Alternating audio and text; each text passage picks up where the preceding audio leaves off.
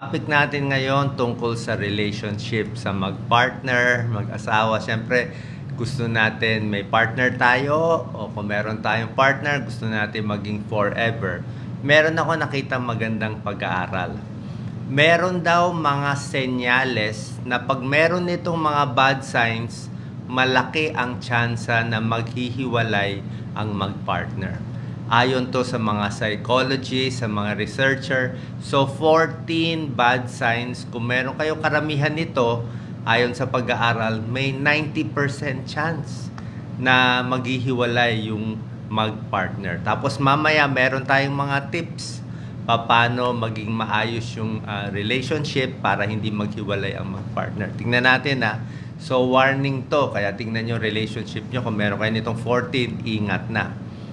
Comment din kayo kung meron kayo nito. Number 1, communication breakdown. Hindi na nag-uusap.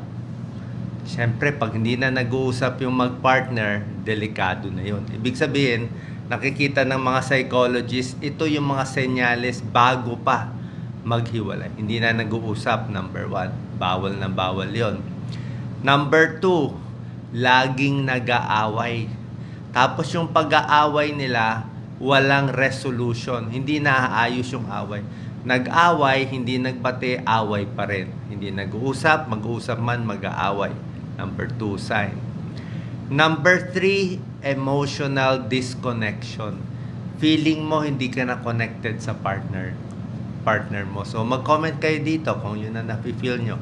Emotional disconnection, parang isolated ka na, malungkot ka na, parang hindi na interesado yung isa sa kalusugan mo, 'di ba? Parang hindi na siya concerned sa iyo, parang bahala ka, maulanan ka, mabangga ka. So pag meron ng ganun emotional disconnect, delikado na 'yon. Bad sign 'yon. Number 4, bad sign. Wala nang physical intimacy. Sabihin, wala nang pagsasama, hindi na nagtatalik yung mag-partner. Okay? So malaking bad sign yon kasi sabihin ayaw na sa iyo, hindi mo alam bakit. 'Di ba? Hindi mo alam bakit. Meron bang iba? Hindi natin sure. Number 5 bad sign na pwedeng maghiwalay mag-partner, problema sa financial struggle. Yan ang nakita nila, matindi daw pag nag-aaway na sa pera, kulang sa pera, yung isa daw magastos, isa may utang, iba-iba ang gusto gawin sa pera. Yan, medyo tagilid yan sa mag-asawa. Number 6, infidelity. So either may babae yung isa, may lalaki yung isa, so meron na ibang partner cheating na. Yung iba naman naaayos, pero pag infidelity, malaking puntos na against yun eh. Number 7, bad sign ayon sa psychologist bago maghiwalay ang mag-partner, substance abuse. Ibig sabihin yung isa either alcoholic na siya, nagdodroga yung isa, o addicted kung saan-saan, pwede na umabot sa hiwalayan. Number 8, ito malaking bad sign, itong number 8, violence and abuse. Okay? Pwedeng binubugbog, physical abuse. Pwedeng mental abuse, emotional abuse, di ba? Psychological abuse. So, dangerous to. Kailangan kumonsulta na kayo either sa professional o baka sa pulis na dapat to o hiwalay na dapat kung nabubugbog ka na. Number 9, ito lack of shared goals. Ibig sabihin, yung layunin mo sa buhay, hindi pareho sa layunin niya. So, iba ang gusto niya sa buhay niya. Iba ang gusto mo sa buhay mo. Yan ang mahirap. Diba? Iba yung pinupuntahan ng buhay niya. Pag tumatanda na, ikaw iba naman. So, pwede talaga kayo maghiwalay. Baka makahanap siya ng ibang taong shared goals niya eh. Number 10, unresolved past issue. Meron kayong away dati, nung luma pa, napaulit-ulit na ulit. Laging may away, baka sa mother-in-law, sa nanay nung isa, sa tatay nung isa, puro sisihan.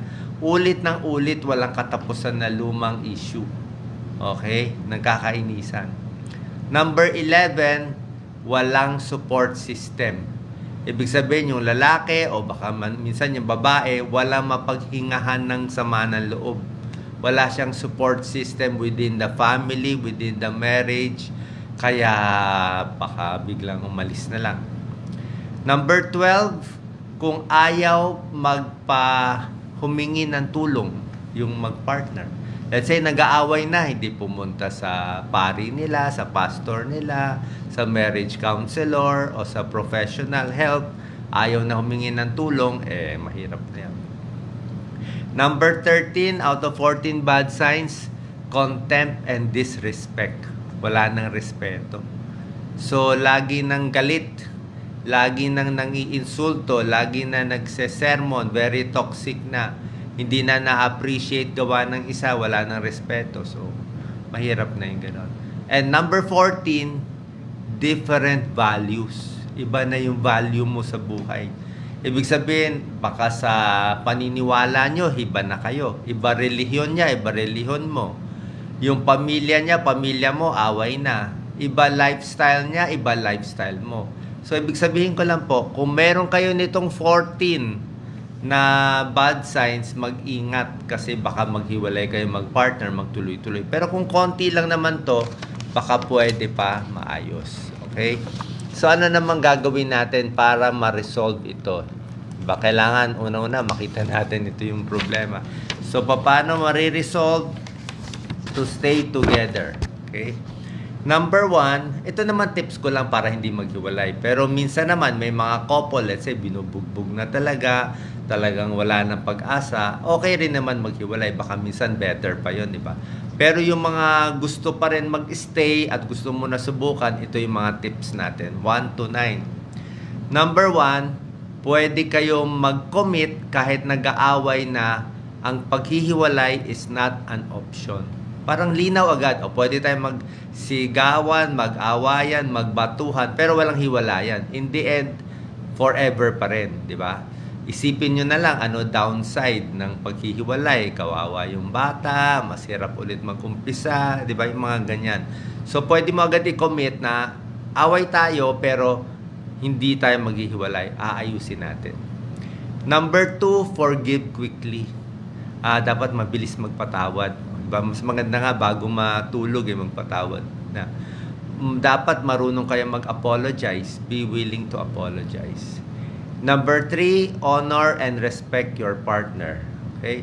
Isipin nyo na lang ano yung mga magagandang panahon dati, di ba? Bakit mo nagustuhan nung bata pa, nung payat pa. So, honor and respect your partner. Number 4, communication. Communicate regularly. Mag-usap na mag-usap. Pwede mo sabihin itong problema, syempre, gulong ng buhay, di ba? Gulong ng palad. Part of growth and learning yung nangyayari. Number 5, share financial expectations. Dapat parehong goal nyo sa pera.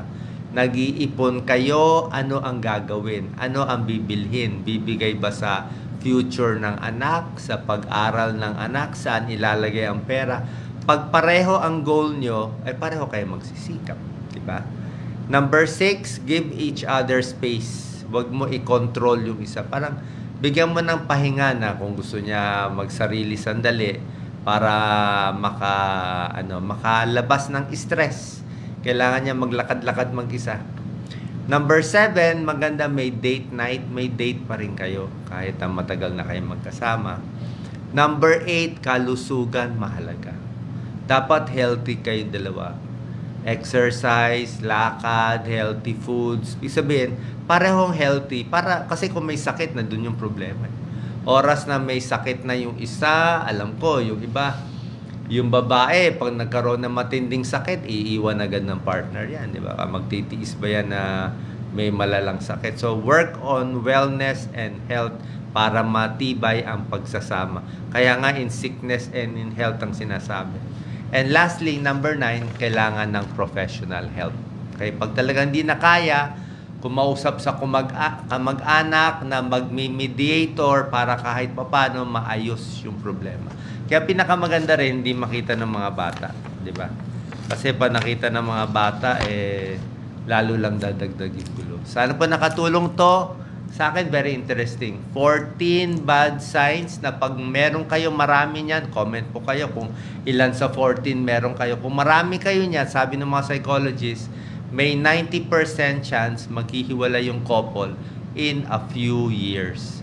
So, sana maayos natin to habang maaga pa para sa pamilya, para sa happiness po ninyo. Salamat po.